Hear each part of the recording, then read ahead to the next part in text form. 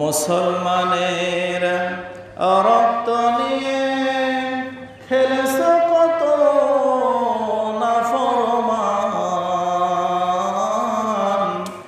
আজি কেন ঘুমিয়ে আসো ওরে বাংলার নওজোয়ান। আজকে এখানে এসেছি, এই দিনটা অনেক পবিত্র, যাকে ঈদ উল আজহা বলা হয়, অর্থাৎ কোরবানির দিন। নবী করিম সাল্লাল্লাহু আলাইহি ওয়াসাল্লামকে প্রশ্ন করেছেন সাহাবায়ে কেরাম, মা হাযিহিল আযাহি ইয়া রাসূলুল্লাহ, কোরবানি কি জিনিস?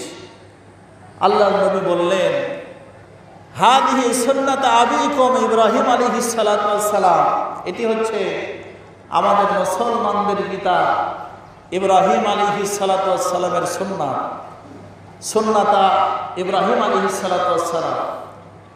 এই যে আমরা যে কোরবানিটা করি, এই কোরবানিটা শুধু জিলহজের 10 তারিখই নির্দিষ্ট এটি নয়।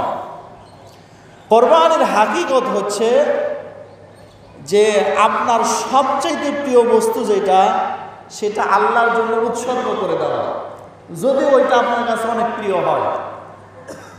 আপনারা তো সকলেই জানেন যে ইব্রাহিম আলাইহিস সালাম স্বপ্ন দেখলেন যে তার প্রিয় বস্তুটা কোরবানি করতে হবে। এখন তিনি চিন্তা করলেন, আমার প্রিয় বস্তু কি হতে পারে? আমার পালের উট দুম্বা। তিনি কোরবানি করে দিলেন। এক রেওয়ায়েতে আছে পরের দিন সকালবেলা তিনি 1টি উট কোরবানি করলেন, অন্য একটি রেওয়ায়েতে আছে তিনি 100টি উট কোরবানি করলেন। যাই হোক না কেন, তিনি পরের দিন উঠে যখন কোরবানি করলেন পশু, পরের রাত্রে একই স্বপ্ন দেখলেন, এ আমার খলিল, তুমি আমার রাস্তায় তোমার প্রিয় বস্তুটা কোরবানি করো। দ্বিতীয় দিন স্বপ্ন দেখার পরে তিনি তার পশুর পাল থেকে কোরবানি করে দিলেন। তৃতীয় রাতে তিনি একই স্বপ্ন দেখলেন। তিনি নবী এবং আল্লাহর সবচাইতে মাহবুব বান্দা খলিল যিনি উপাধি পেয়েছিলেন, তিনি বুঝতে পারলেন যে এই দুনিয়ার জগতে আমার কাছে সবচেয়ে প্রিয় বস্তু আমার কিশোর সন্তান, আমার নয়নের পুতুলি হযরত ইসমাইল আলাইহিস সালাতু ওয়াস সালাম। তিনি বুঝতে পারলেন। তিনি তার দেশ থেকে চলে আসলেন মক্কা আল মুকাররমায়, যেখানে 9 বছর আগে ছোট্ট সন্তান, কোলের সন্তান ইসমাইল আর প্রাণের বিবি হাজেরাকে মরুর প্রান্তরে রেখে আসছিলেন। রেখে আসার সময় যে করুণ ঘটনা আপনারা সকলেই জানেন, যে মা হাজেরার কাছে সামান্য কিছু পানি আর অল্প একটু কিছু খাবার রেখে আসলেন। ইব্রাহিম আলাইহিস সালামকে বারবার ডাকলেন, হে আল্লাহর হাবিব, হে আল্লাহর খলিল, এই মরুর প্রান্তরে মানুষ নাই, ঘর বাড়ি নাই, পানির কোনো ব্যবস্থা নাই, সামান্য খাবার আর আমার এই ছোট্ট সন্তানকে মরুভূমির ভিতরে রেখে যাচ্ছেন। হে আল্লাহর বান্দা, কি জন্য রেখে যাচ্ছেন? ইব্রাহিম আলাইহিস সালামের মনে অনেক কষ্ট, তেনার মুখ দিয়ে কথা বের হচ্ছে না, তেনার জবান থেকে উচ্চারিত হচ্ছে না যেটা আল্লাহর হুকুম। তিনি চলতেছেন তার বাড়ির দিকে। মা হাজেরা বুঝতে পারলেন তিনি আল্লাহর নবী, নিশ্চয় এটা আল্লাহর হুকুম। তিনি চিৎকার দিয়ে বলতেছেন, প্রাণের স্বামী, এইটিকে আমার রবের হুকুম। ইব্রাহিম আলাইহিস সালাম এক আঙ্গুল আকাশের দিকে উঁচু করে বুঝিয়ে দিলেন, হে হাজেরা, এইটা আমার ইচ্ছাই তোমাকে আর ছোট্ট সন্তান ইসমাইলকে মরুভূমির ভিতরে রেখে যাচ্ছি না, এইটা আমার রবের হুকুম। বলি সুবহানাল্লাহ। মা হাজেরা বুঝতে পারলেন, তিনি জানতেন ওমা মিন দাব্বাতিন ফিল আরদি ইল্লা আলাল্লাহি রিজকুহা, যে মালিক মানুষ সৃষ্টি করেছেন, কুল মাখলুকাত সৃষ্টি করেছেন, মহান আল্লাহ পাক বলেন, সমস্ত মাখলুকের রিজিকের দায়িত্ব আমি আল্লাহ আমার বজ্রমুষ্টির ভিতরে আছে। বলে সুবহানাল্লাহ। মা হাজেরা বুঝতে বাকি থাকলো না যে যদি এটা আল্লাহর হুকুম হয়, তাহলে আমাকে আর আমার ছোট্ট সন্তান ইসমাইলকে এই মরুভূমির ভিতরে আমার আল্লাহ না খাওয়ায় মারবেন না। সকলে বলি সুবহানাল্লাহ। মা হাজেরা পানি শেষ, খাবার শেষ, ছোট্ট সন্তানকে রেখে দূরে বালুর উপরে মরিচিকার মতো দেখা যায়। মা হাজেরা মনে হয় সেখানে পানি আছে। তিনি ছোট্ট সন্তানকে রেখে দৌড় দিলেন, পানি আছে মনে হয়। আজকে হাদি সাহেবরাও দৌড়ায় ওই সাফা, ইন্না সাফা ওয়াল মারওয়াতা মিন শাআইরিল্লাহ। আল্লাহ সুবহানাহু ওয়া তাআলা বলেন, সাফা এবং মারওয়া তোমাদের জন্য একটা উত্তম নিদর্শন। কি নিদর্শন? মা হাজেরা ছোট্ট সন্তানকে রেখে একবার সাফা পাহাড়ে গেলেন খালি পায়ে, তৃষ্ণার্ত অবস্থায়। সেখান থেকে তিনি দেখলেন না, পানি নাই, আবার আসলেন সন্তানের কাছে। আবার মারোয়া পাহাড়ের দিকে তাকান, মনে হয় পানি আছে, তিনি দৌড় দিলেন সেখানে, পানি নাই সেখানে, আবার আসলেন সন্তানের কাছে। এরকম করে কয়টা পাক দিলেন? 7টা পাক দিলেন।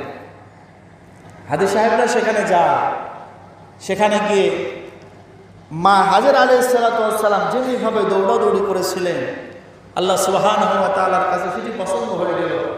উম্মতে মুহাম্মাদের উপরে কিয়ামত পর্যন্ত সেটা আল্লাহ পাক আমল করা ওয়াজিব করে দিলেন। সুবহানাল্লাহ। আল্লাহর এক বান্দি কঠিন একটি মুহূর্তে, এমন একটা পরিস্থিতিতে তিনি দৌড়াদৌড়ি করেছেন, আর এটা আমাদের জন্য অনুকরণীয় হয়ে গেল।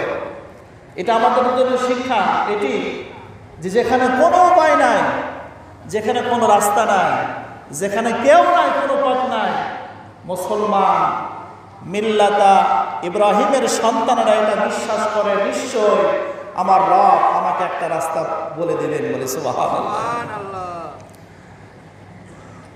মা হাজেরা আলাইহিস সালাতু ওয়াস সালাম 7টা পাক দিলেন। 7 পাকের পরে আল্লাহর কুদরতে ছোট্ট সন্তান ইসমাইলের পায়ের আঘাতে সেখান থেকে আল্লাহর কুদরত চালু হয়ে গেল।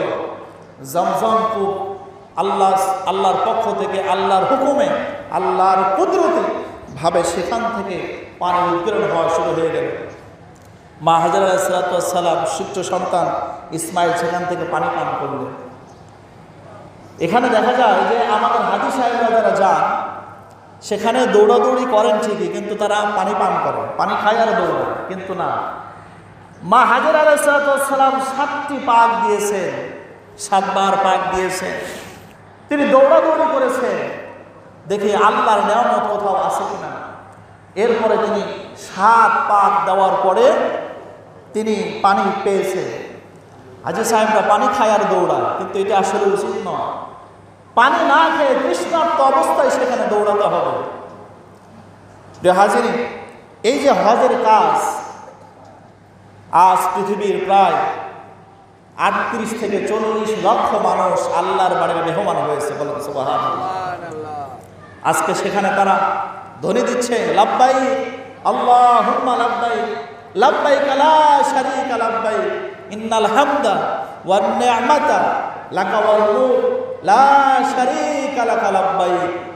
আল্লাহর ঘরের চতুর্দিকে তারা ঘুরতেছে আর এই ধ্বনিতে মুখরিত হয়ে যাচ্ছে। প্রিয় হাজিরিন, এই ঘোষণা, এই দাওয়া কে দিয়েছিল? সর্বপ্রথম ইব্রাহিম আলাইহিস সালাতু ওয়াস সালাম। মুসলমানদের সকল কাজে আমাদের পিতা মিল্লাতা আবিকুম ইব্রাহিম, এই মুসলমানের পিতা, মুসলিম মিল্লাতের পিতা ইব্রাহিম আলাইহিস সালাতু ওয়াস সালামের সুন্নাত আমাদের মাঝে আছে। আমরা যখন নামাজে দাঁড়াই, আমাদের নবীর শানে যখন আমরা দরুদ এবং সালাম পাঠ করি, ওই দরুদের ভিতরে ইব্রাহিম নবীর নাম আছে, বলে সুবহানাল্লাহ। আমরা অনেকেই তো বলি যে এটা দরুদ ইব্রাহিম, আসলে এই নামটা কোরআন এবং হাদিস অনুযায়ী না, কিন্তু আমরা বোঝানোর ক্ষেত্রে বলি যে দরুদ ইব্রাহিম, অর্থাৎ যেই দরুদের ভিতরে ইব্রাহিম আলাইহিস সালামের উপরে দরুদ এবং সালাম পাঠ করা হয়। প্রিয় উপস্থিতি, আল্লাহ পাক তিনাকে হুকুম করলেন যে তুমি একটা ঘর বানাও, আর ঘরটা বানিয়ে ওয়াআদ্দিন বিন-নাসি ফিল হজ, ওয়াআদ্দিন তুমি ঘোষণা করে দাও, আজান দিয়ে দাও। আজান শব্দের অর্থ হচ্ছে আহ্বান করা, ঘোষণা দেওয়া। ইব্রাহিম পয়গম্বর ঘোষণা দিলেন। সেখানে কোনো মানুষ ছিল না, কোনো জন ছিল না, কোনো রেকর্ডিং ব্যবস্থা ছিল না, কোনো স্পিকার ছিল না, কিচ্ছু নাই। আল্লাহ পাক ইব্রাহিমকে ঘোষণা দিলেন, আযিন বিন-নাসি ফিল হজ, মানুষকে তুমি এই ঘর জিয়ারত করার জন্য, হজ করার জন্য তুমি আহ্বান করো। আল্লাহর কুদরতে ইব্রাহিম আলাইহিস সালামের যে আহ্বান তিনি দিয়েছিলেন, সে আহ্বান সেই সময়ের মানুষ এবং আলামে আরওয়াহ, রূহের জগতে যত রূহ ছিল, যেই সকল রূহকে আল্লাহ পাক ইব্রাহিম আলাইহিস সালামের সেই ডাক শোনার সুযোগ দিয়েছিলেন, মৃত্যুর একদিন আগে হলেও তারা ইব্রাহিম আলাইহিস সালামের সেই ডাকে আল্লাহর সেই বাণীর মেহমান হবে বলে সুবহানাল্লাহ। আল্লাহ পাক যেন ওই কাবা ঘর, রাসূলের রওজা জিয়ারত করার মতো আল্লাহ পাক আপনাকে আমাকে সকলকেই তৌফিক দান করে, সকল কষ্ট করে বলি আল্লাহুম্মা আমিন। দেখেন সেখানে মানুষগুলি গেল, কি তাদের পরিস্থিতি। আমরা এই যে 10ই জিলহজ যখন চাঁদ উঠেছে, ইমাম সাহেবরা বক্তৃতা দিয়েছে যে আপনারা নখ, মোষ, যেই সমস্ত অঙ্গ প্রত্যঙ্গের চুল কাটা দরকার, যেগুলো জায়েজ সেগুলো কাটা বাদ দেন, কারণ হাজী সাহেবরা সেগুলো কর্তন করে না। এদের সাথে মিল রেখে আমি কাটি না। এর আরেকটি হাকিকত হচ্ছে, ইব্রাহিম আলাইহিস সালাম যখন সন্তানকে কোরবানি করার জন্য আসলেন, তিনি তো সন্তান, যদিও আল্লাহর হুকুম, যদিও আল্লাহর ফরমান, কিন্তু সন্তানকে ডাক দিলেন ইয়া বুনাইয়া, হে আমার বৎস, ইন্নী আরা ফিল মানামি, আমি স্বপ্নে দেখলাম, আন্নী আযবাহুকা, আমি তোমাকে কোরবানি করতেছি, ফানজুর মাযা তারা, হে বৎস এখন তোমার রায়টা বলো। ইব্রাহিম আলাইহিস সালাম ছোট্ট সন্তান রেখে আসলেন, পানি নাই, খাবার নাই। 9 বছর পর আবার গিয়ে বলতেছে, সন্তান তোমাকে আমি জবাই করব। আমার যদি এই পরিস্থিতিটা হতো, আমি যদি 9 বছর সন্তান, স্ত্রী কোনো খোঁজ নাই, 9 বছর পরে এসে যদি বলি বাবা আমি তোমাকে আল্লাহর রাস্তায় কুরবানি করবো, ওই সন্তান আপনাকে কি জবাব দিবে, আমাকে কি জবাব দিবে? কিন্তু দেখেন তিনি তো আমাদের আদর্শ হবেন, সুবহানাল্লাহ, তিনি হবেন আমাদের আদর্শ, তিনি হবেন আমাদের মডেল। আজকে আমরা কাকে মডেল বানাই, কাকে আদর্শ বানাই? ছোট্ট কিশোর সন্তান, কতই না তার বয়স, 9 বছর বয়সের সন্তান বলতেছে, ইয়া আবাতি ফাল মা তুমার, হে পিতা আপনি যা আদিষ্ট হয়েছে, আল্লাহ আপনাকে যা হুকুম করেছে, কারণ আপনি হচ্ছে আল্লাহর নবী, আপনি এমনি কিছু হুকুম পাবেন না। আপনি যে ওহী পেয়েছেন, আপনি যে স্বপ্ন দেখেছেন, এটি স্বপ্নে নয়, এটা ওহী। ইফআল মা তুমার সিগায় আমর, হে পিতা আপনি যা আদিষ্ট হয়েছেন, যা আল্লাহ আপনাকে হুকুম করেছেন, আপনি তাই করুন, অর্থাৎ আপনি আমাকে জবাই করুন। সাতাজিদুনি ইনশাআল্লাহু মিনাস সাবিরিন, আমি ইসমাঈল কোনো অধৈর্য হব না, কিয়ামতের ময়দানে ধৈর্যশীলদের কাতারে আমি উঠে যাব বলে সুবহানাল্লাহ। প্রিয় উপস্থিতি, ছোট্ট সন্তান, কি তার জবাব? ছোট্ট সন্তান বলতেছে, পিতা আপনি যা খুশি আপনি করেন, আপনি এই মুহূর্তে করেন, ইফআল, আপনি এই মুহূর্তে আমাকে জবাই করেন, যেহেতু রব আপনাকে হুকুম করেছে। প্রিয় হাজিরিন, সেই ইতিহাস বলা আমার মুখ্য বিষয় না, এখানে আরেকটি বিষয় লুকায়িত আছে, সেটি হচ্ছে আপনার আমারও তো সন্তান আছে, আপনার আমার পরিবারের সদস্য, আমি পরিবারের গার্জিয়ান, আমারও তো ছেলে আছে, মেয়ে আছে। আমরা আপনাদের সন্তানদেরকে কোন পথে পরিচালিত করছি, কোন পথে মানুষ করেছি? আমরা কি আমাদের সন্তানদেরকে ইসলামের শিক্ষা দিয়েছি, দ্বীনের শিক্ষা দিয়েছি? এটি আরেকটি কারণ হচ্ছে, ইব্রাহিম আলাইহিস সালামের সন্তান যখন মায়ের গর্ভে ছিল, অর্থাৎ শিশু সন্তান ইসমাইল যখন মা হাজেরার গর্ভে, ইব্রাহিম আলাইহিস সালাম দুটি দোয়া করেছিলেন, রব্বি হাবলি মিনাস সালিহিন, আয় আল্লাহ তুমি আমাকে একটা নেককার সন্তান দাও। তিনি শুধু সন্তান চান নাই, সন্তান চেয়েছেন নেককার সন্তান। এই জন্য আমরা আমাদের সন্তানদের জন্য দোয়া করব, যাদের সন্তান হয়নি আমরা দোয়া করব। এই মাইকের আওয়াজ আমার যে মা বোনেরা শুনতেছে, আপনাদেরকে আহ্বান করবো, এই দোয়াটা বেশি বেশি বলবেন, সন্তান নেককার হবে। এই কথা কার? আল্লাহ কোরআনুল কারীমে কোট করে দিয়েছে, রব্বি হাবলি মিনাস সালিহিন, রব্বি হাবলি মিনাস সালিহিন। তিনি শুধু সন্তান চান, নেককার সন্তান চেয়েছেন। তিনি আরেকটি দোয়া করেছেন, রব্বানা হাব লানা মিন আজওয়াজিনা ওয়া যুররিয়াতিনা কুররাতা আয়ুন ওয়াজআলনা লিল মুত্তাকিনা ইমামা। শুধু সন্তান নেককার হলে হবে না, স্ত্রীও নেককার হতে হবে। সন্তান নেক হবে কখন? যখন সন্তানের মা ভালো হবে। যদি কোম্পানি ভালো না হয়, প্রোডাক্ট ভালো হবে না। এজন্য মাদেরকে ভালো হতে হবে। মারা যদি নামাজি হয়, মায়েরা যদি তাহাজ্জুদ গুজারি হয়, ওই সন্তান জামানার শ্রেষ্ঠ আলেম, শ্রেষ্ঠ মুফাসসির, আল্লাহর ওলিতে পরিণত হয়ে যাবে। বলে সুবহানাল্লাহ। আমরা যত বাহাদুরি করি না কেন, আমাদের সকল বাহাদুরি আমাদের বাড়িতে গিয়ে শেষ। মা বোনেরা যদি ঠিক না হয়, এই যে আমরা পায়েস খাবো, পোলাও খাবো, কোরমা খাবো, আমার মা বোনেরা যদি তাদের শরীর নাবাক অবস্থায়, অর্থাৎ তারা যদি ঠিকমতো পবিত্র না হয়, তাহলে এগুলো খেয়ে আপনার আমার ইবাদত কতটুকু কবুল হবে আপনারা এখন বিচার করুন। এজন্য মা বোনদের দিনদার হতে হবে। প্রিয় হাজিরিন, তিনি দোয়া করতেন, রব্বানা হাব লানা মিন আজওয়াজিনা।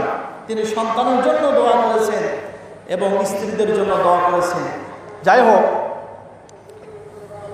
ইব্রাহিম আলাইহিস সালাম সন্তানকে কুরবানি করতেছে। আসলে বলেন তো, আল্লাহ কি সন্তানের কুরবানি চায়? চায় না।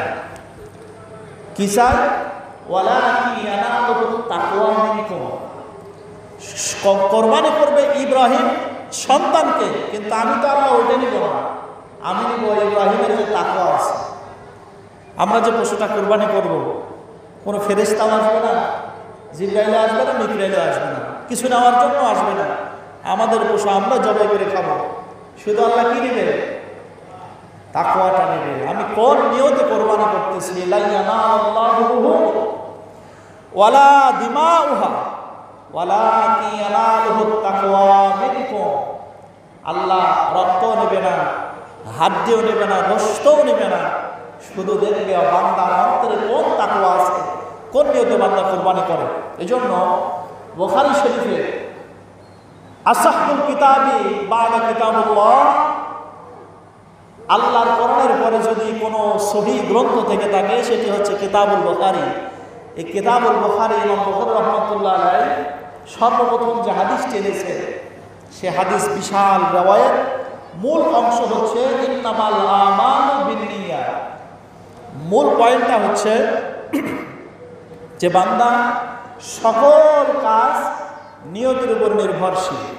এজন্য আমাদের নিয়তকে খালেস করতে হবে। আজকে আমরা যারা এসেছি, নিয়ত অবশ্যই আমাদের খালেস আছে। আল্লাহ তাআলা খালেস হিসেবে কবুল করে। সকলে আল্লাহুম্মা আমিন। ইব্রাহিম আলাইহিস সালাম পরীক্ষায় পাশ করলেন, সন্তান তো কোরবানি হলো না। সন্তান যখন দাঁড়িয়ে আছে, জিবরাইল দাঁড়িয়ে আছে, আল্লাহর খলিল ইব্রাহিমও দাঁড়িয়ে আছে, সকলেই আল্লাহর শুকরিয়া আদায় করতে একটি দোয়া বললেন। আমার সাথে সকলে বলো, সেই দোয়াটি হচ্ছে আল্লাহু আকবার, আল্লাহু আকবার, লা ইলাহা ইল্লাল্লাহু ওয়াল্লাহু আকবার, আল্লাহু আকবার ওয়া লিল্লাহিল হামদ। আল্লাহর শুকরিয়া আদায় তিনজন মিলে এই যখন কালেমাটা বললেন, আল্লাহর কাছে পছন্দ হয়ে গেল। উম্মত মুহাম্মাদের জন্য রাসূল বলে দিলেন, তোমরা অবশ্যই পড়বে জিলহজের 9 তারিখ থেকে জিলহজের 13 তারিখ পর্যন্ত, তোমাদের জন্য এটা ওয়াজিব হয়ে গেল। সুবহানাল্লাহ। প্রিয় হাজির, আজ প্রায় 40 লক্ষ হাজির আল্লাহর ঘরে মেহমান হয়েছে। আমরা দোয়া করব, রব্ব কারীম, তুমি তাদের হাতের সাথে, তাদের সেজদার সাথে, তাদের রুকুর সাথে, তাদের চোখের পানির সাথে আমাদেরকে তুমি কবুল করে নাও। সকলে আল্লাহুম্মা আমিন। সেখানে গেছে তারা, যে পরিচয় থাকুক না কেন, হয়তো এলাকার মেম্বার, চেয়ারম্যান, অমক তমক, কিন্তু ওই আল্লাহর ঘরে মেহমান হওয়ার পরে তার সকল পরিচয় বাতিল হয়ে গেছে। সে হচ্ছে একজন মুসলমান, আর তার পোশাকে হচ্ছে কাপড়ের কাপড়। সুবহানাল্লাহ। কাপড়ের কাপড় পরে আল্লাহর কাছে বলতেছে, আল্লাহ তোমার খলিল, তোমার বন্ধু ইব্রাহিম আলাইহিস সালাম যে ডাক দিয়েছিল, লাব্বাইক, আমি বলছি আল্লাহুম্মা লাব্বাইক, আয় আল্লাহ তুমি শোনো, আমি আবারও উপস্থিত, লা শারীকা লাকা লাব্বাইক, আমি উপস্থিত হয়ে সাক্ষ্য দিচ্ছি তোমার কোনো শরীক নাই।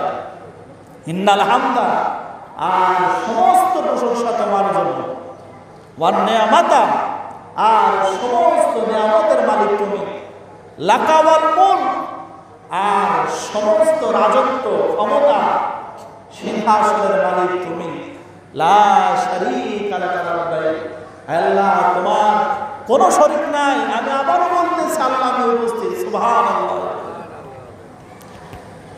কিসের নামি দামি লোক আর কিসের নিচু শ্রেণীর লোক, কি সাদা লোক আর কি কালো লোক, কি ধনী কি গরিব, সকল মানুষের একই পোশাক, একই বাক্য, আল্লাহর ঘর মুখরিত হচ্ছে।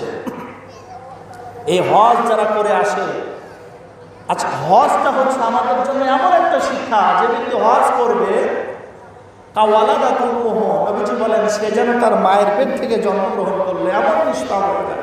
সুবহানাল্লাহ। নবী করিম সাল্লাল্লাহু আলাইহি ওয়াসাল্লাম বলেন হজকারী ব্যক্তি, হাজী সাহেব এমন নিষ্পাপ হয়ে যায়, আল্লাহর কাছে এত প্রিয় হয়ে যায় যে হজের প্রতিদান আল্লাহর কাছে ইল্লাল জান্নাহ, জান্নাত ছাড়া আর কিছুই হতে পারে না। সুবহানাল্লাহ।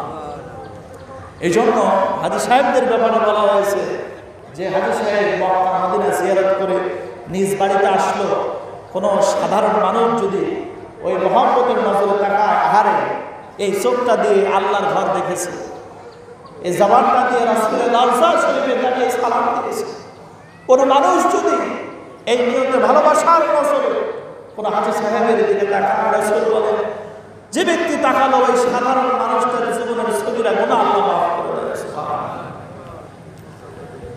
একজন আল্লাহর ঘরের মেহমানের কত বড় দাম।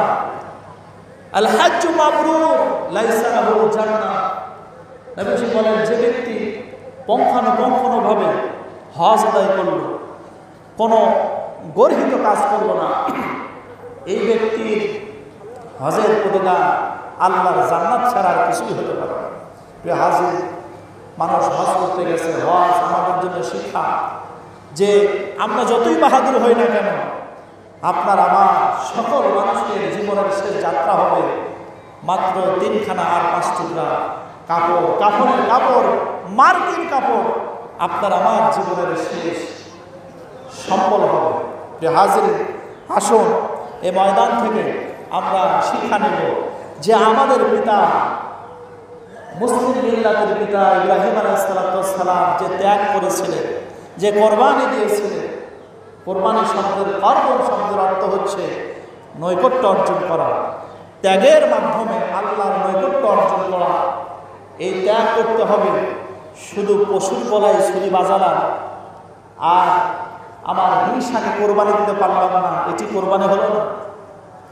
আমি গীবতকে কোরবানি দিতে পারলাম না, আমি মিথ্যাকে কোরবানি দিতে পারলাম না, আমার বিদ্বেষ হিংসা চগলখড়ি আমার ভিতরে যত অপকর্ম আছে এগুলোকে যদি কোরবানি দিতে না পারি, ওই পশুর গলায় ছুরি বাজায় ওই কোরবানির কোনো লাভ নাই।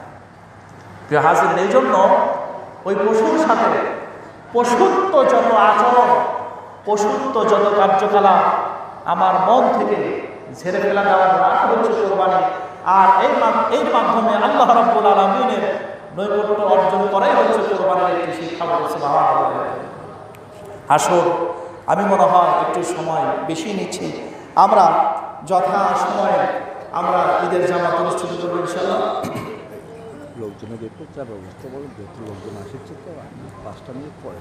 হ্যাঁ, যে আমরা সকলেই একটু আত্তাহিয়াতুর শুরুতে একটু বসি এবং পিছনের ভাইরা আপনাদেরকে আহ্বান করবো, একটু আপনারা সামনের যে জায়গাগুলি ফাঁকা আছে সেই ফাঁকা জায়গাগুলো পূরণ করে বসেন, আত্তাহিয়াতুর শুরুতে বসেন। আমরা 2-4 মিনিট 2-1 মিনিট আমরা একটু কাতার সোজা করে নিই, এরপরে আমরা নামাজে দাঁড়িয়ে যাবো ইনশাআল্লাহ।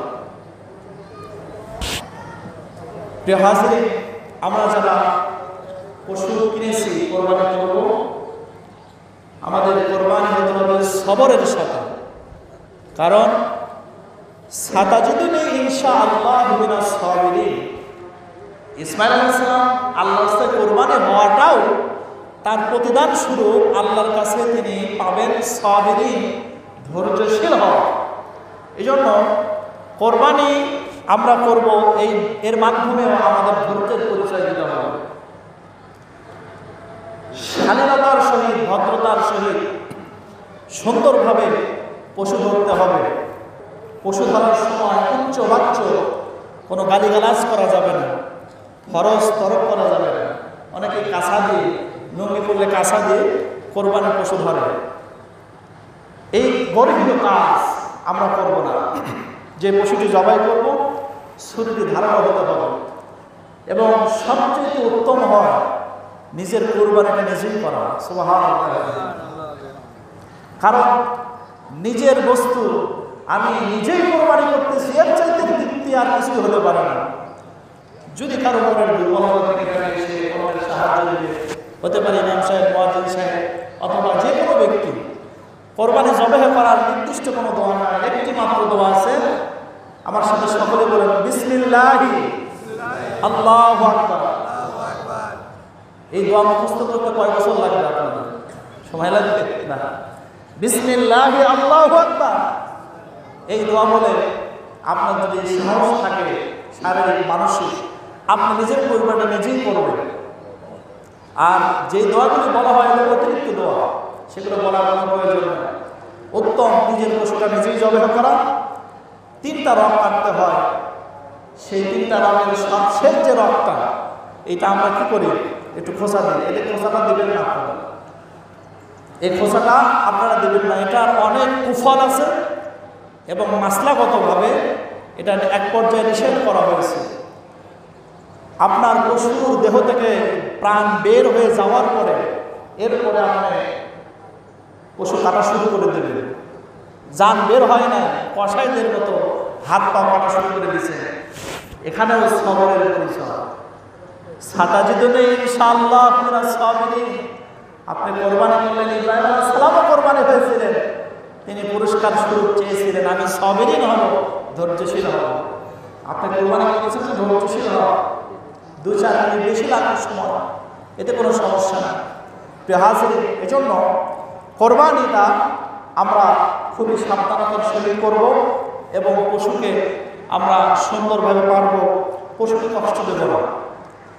এবং যারা পশু জবাই করতে অভিজ্ঞ, ইমাম সাহেব বলেছেন নিজের কোরবানি নিজে করে যথেষ্ট, নিজে করে উত্তম।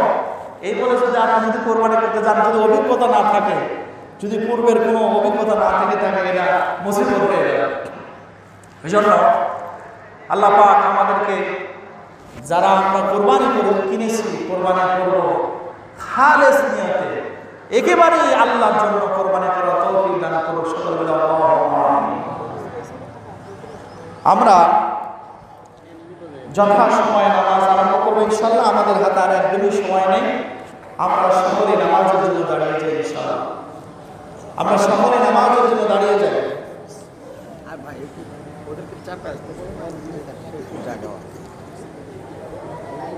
আমাদের সামনের কাতারগুলিতে জায়গা ফাঁকা আছে, একটু মেহেরবানি করে পিছনের ভাইরা সামনের দিকে আসুন।